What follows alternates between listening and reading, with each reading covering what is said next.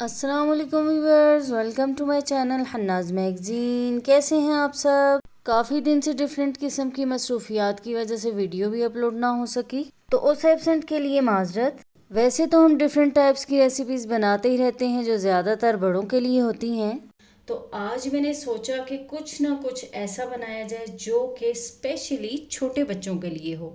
तो मैं आज बना रही हूँ छोटे बच्चों के लिए राइस एंड वेज मैश।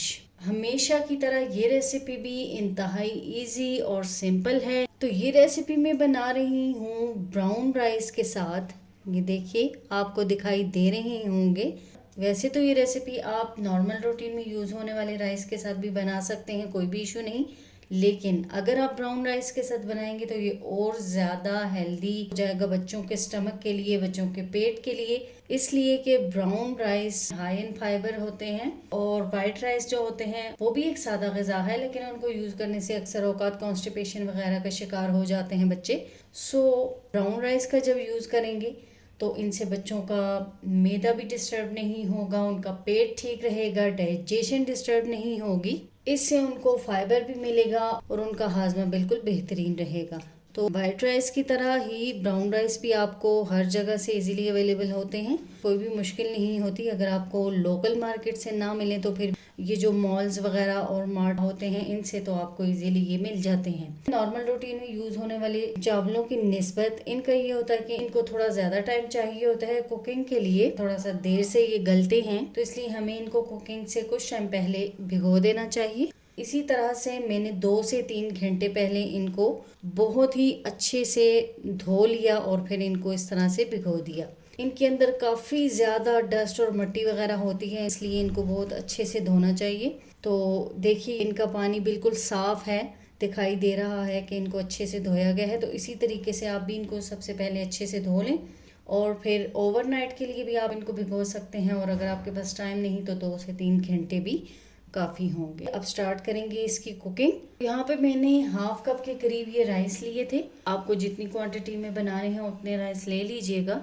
तो अब मैंने चूल्हे पे एक बर्तन रख दिया है जिसमें मैंने इतना पानी लिया है जिसमें ये चावल अच्छे से बॉईल हो जाएं। तो यहाँ पे बस फ्लेम का कोई भी इशू नहीं है, आप हाई या मीडियम रख सकते हैं। आपको अगर जल्दी है तो हाई फ्लेम पे इस पानी को सबसे पहले बॉईल कर लें। तो इसकी बॉइलिंग के साथ साथ ही मैं इसमें डाल दूंगी नमक। तो जैसा कि मैंने आपको बताया कि ये छोटे नन्हे मुन्ने बच्चों के लिए बना रही हूँ, तो इसके लिए तमाम चीज़ें बिल्कुल कम कम ही यूज़ होंगी। तो हाफ टी स्पून नमक डाल रही हूँ। इन राइस में ऐसी कोई भी चीज़ शामिल नहीं करूँगी जिससे बच्चों का नाजुक सा स्टमक डिस्टर्ब हो या उन्हें किसी किस्म की कोई तकलीफ हो, इसलिए तमाम वो चीज़ें ऐड करूँगी जो इजीली डाइजेस्ट हो सकें। अब पानी के बॉईल होने का वेट करेंगे। पानी यहाँ पे बॉईल हो रहा है, तो अब मैं इसमें डाल देती हूँ अपने ये भीगे हुए चावल। वो सारे डाल दूँगी। इनको सारी तरफ पानी में अच्छे से मिक्सअप कर लेंगे। अगर आप नॉर्मल रूटीन में चावल बना रहे हो तो इस स्टेज पे आप चावल डालने से पहले थोड़ा सा सिरका ऐड कर सकते हैं। उससे ये होता है कि चावल जुड़ते नहीं हैं और खिले खिले से रहते हैं। लेकिन यहाँ पे ऐसा है कि हम ये बच्चों के लिए राइस एंड वेज मैश बना रहे हैं, तो हमने चावलों को खड़ा खड़ा नहीं रखना, इनको बिल्कुल हमने खिचड़ी टाइप का बनाना है, तो इसलिए हमने सिरका शामिल नहीं किया। तो अब चावल डालने के बाद फिर से इनको बॉईल आने देंगे। जब तक चावलों में बॉईल आ रहा था तो इस दौरान मैंने कुछ वेजिटेबल्स कट करके रख ली थी, जिनमें थोड़ी सी गाजर ली है, बिल्कुल 1 से 2 टेबलस्पून के बराबर गोभी और तकरीबन 2 टेबलस्पून के बराबर शिमला मिर्च ली है। आप इनमें से कोई भी वेजिटेबल अगर आपको पसंद नहीं या आपके बेबी को सूट नहीं करती तो आप स्किप भी कर सकते हैं, और अगर कोई वेजिटेबल ऐड करना चाहते हैं तो ऐड भी कर सकते हैं। तो अब जबकि चावल बॉईल हो रहे हैं तो उसी के साथ हम ये वेजिटेबल्स भी ऐड कर देंगे, ताकि जब तक चावल अच्छे से गल जाएं तो हमारी ये सब्जियां भी साथ ही अच्छे से गल जाएं। हमने बस इन तमाम चीज़ों को अच्छे से सॉफ्ट करना है, गलाना है। वेजिटेबल्स को भी अच्छे से सारी तरफ मिक्सअप कर लेंगे और इन सब चीज़ों को अच्छे से बॉयल आने देंगे जब तक कि ये बहुत ही अच्छे से गल नहीं जाती। ब्राउन राइस भी थोड़ा सा टाइम लेते हैं गलने में, और वेजिटेबल्स में गाजर भी थोड़ा ज़्यादा टाइम लेती है। सो अब ये तमाम चीज़ें साथ साथ ही गल जाएंगी। इतनी इजी रेसिपी है ये कि इसको यूँ चूल्हे पे रख के हम बाकी के काफ़ी सारे काम भी इसके साथ साथ निपटा सकते हैं। ऐसा नहीं है कि इसी के पास खड़े रहें, बस ये है कि वक्फे वक्फे से इसको चेक करते रहेंगे कि पानी बिल्कुल ड्राई होके सारी चीज़ें जल ना जाएं। अच्छा, साथ साथ मैं आपको बताती चलूँ कि अगर आपके पास टाइम कम है तो आप इन तमाम चीज़ों को कुकर के अंदर भी बॉईल कर सकते हैं, और उसके अलावा ये भी हो सकता है कि आपके पास पहले से बॉइल्ड बचे हुए चावल मौजूद हैं, तो आप वेजिटेबल्स को बॉईल करें और उन दोनों को मिक्स अप कर लें। यानी कि अलग अलग से वेजिटेबल्स और राइस को भी बॉईल किया जा सकता है, और इजी तरीका चाहिए तो बिल्कुल इस तरीके से आप एक ही जगह पे सारी चीज़ों को बॉईल कर सकते हैं। अभी वेजिटेबल्स बॉईल हो रही हैं और कुछ पानी भी मौजूद है, तो इसी स्टेज पे मैं कुछ बाकी की चीज़ें भी इसमें ऐड कर दूंगी। तो टेस्ट के लिए 1/4 टीस्पून के बराबर ज़ीरा शामिल कर दूंगी, या अगर आपके पास पाउडर फॉर्म में मौजूद है तो वो भी शामिल कर सकते हैं। 1/4 टीस्पून के बराबर हल्दी पाउडर शामिल कर दूंगी, और इतनी ही शामिल कर दूंगी अजवाइन। अजवाइन से ये होता है कि बच्चों के पेट में किसी भी तरह की गैस वगैरह नहीं बनती और उन्हें पेट में दर्द नहीं होता। और इसी के साथ next and last ingredient add कर दूंगी 1/2 टीस्पून ब्लैक पेपर पाउडर। इससे टेस्ट भी इन्हेंस होगा, और आजकल आपको पता ही है बच्चे किस तरह से होते हैं, बिल्कुल सिंपल सी चीज़ वो पसंद नहीं करते, तो इस तरह से इसमें टेस्ट भी आएगा और बच्चे खुशी से खा भी लेंगे। अब इन तमाम चीज़ों को अच्छे से मिक्सअप कर लेते हैं सारी तरफ, और इसी स्टेज पे टेस्ट भी कर लेंगे। अगर नमक ऐड करने की ज़रूरत है तो ऐड कर लेंगे। वैसे ये बच्चों की डिश है तो इसलिए तमाम चीज़ें कम कम ही अच्छी लगेंगी। यहाँ पे देखिए पानी काफ़ी हद तक ड्राई हो चुका है, तो इस स्टेज पे हम फ्लेम बिल्कुल लो कर देंगे। और दो तरीके से नेक्स्ट प्रोसेस कर सकते हैं आप। एक तो ये है कि आप यूं ही इसको चूल्हे पे रहने दें, फ्लेम बिल्कुल लो कर दें, और इनको किसी भी पोटैटो मैशर की मदद से अच्छे से मैश कर लें।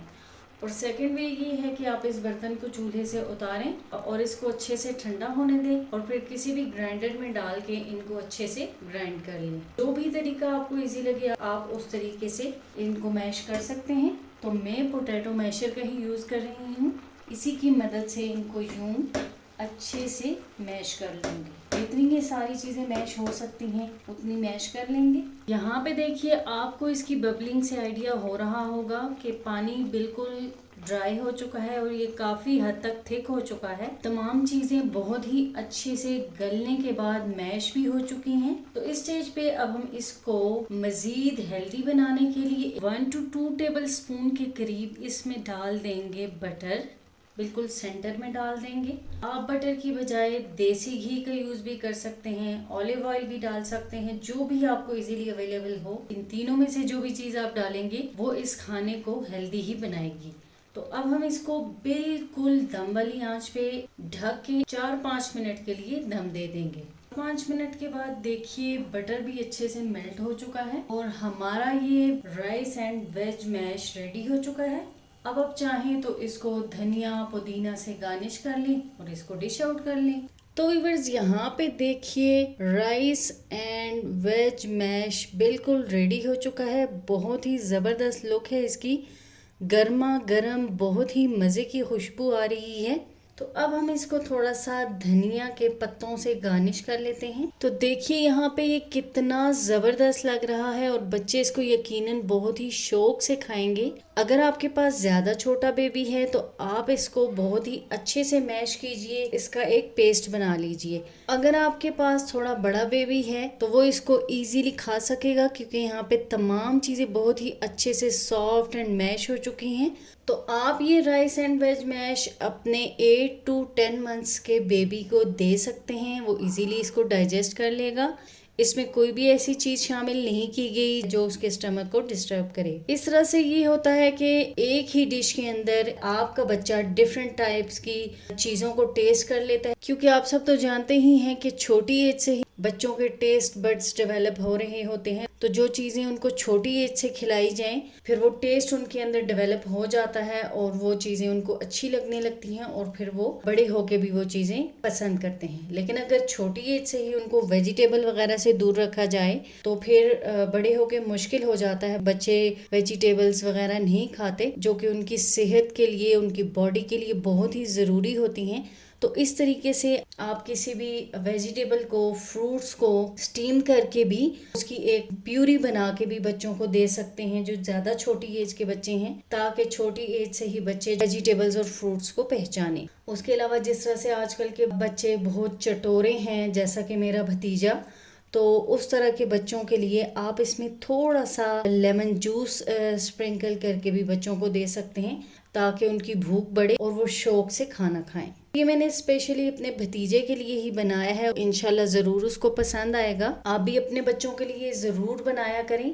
मुझे उम्मीद है कि आपके बेबी के साथ ही साथ आपको भी मेरी आज की ये ज़बरदस्त और सिंपल रेसिपी ज़रूर पसंद आएगी। तो व्यूअर्स कमेंट्स में ज़रूर बताइएगा कि आपको मेरी आज की ये सिंपल सी रेसिपी कैसी लगी और आप मुझे कहाँ किस सिटी से देख रहे हैं। मेरी इसी तरह की हेल्दी, होममेड और सिंपल रेसिपीज देखने के लिए मेरे चैनल को लाइक एंड सब्सक्राइब करना ना भूलिए और बेल आइकन को भी ज़रूर प्रेस किया करें, ताकि मेरी तमाम नई आने वाली वीडियोस के नोटिफिकेशंस इजीली आप तक पहुंच पाएं। तो व्यूअर्स इसी बेबी रेसिपी के साथ ही मुझे दीजिए इजाज़त। नेक्स्ट हाजिर होंगे फिर किसी ज़बरदस्त, सिंपल, होममेड और फटाफट सी रेसिपी के साथ। तब तक के लिए अल्लाह हाफिज़ एंड बाय बाय।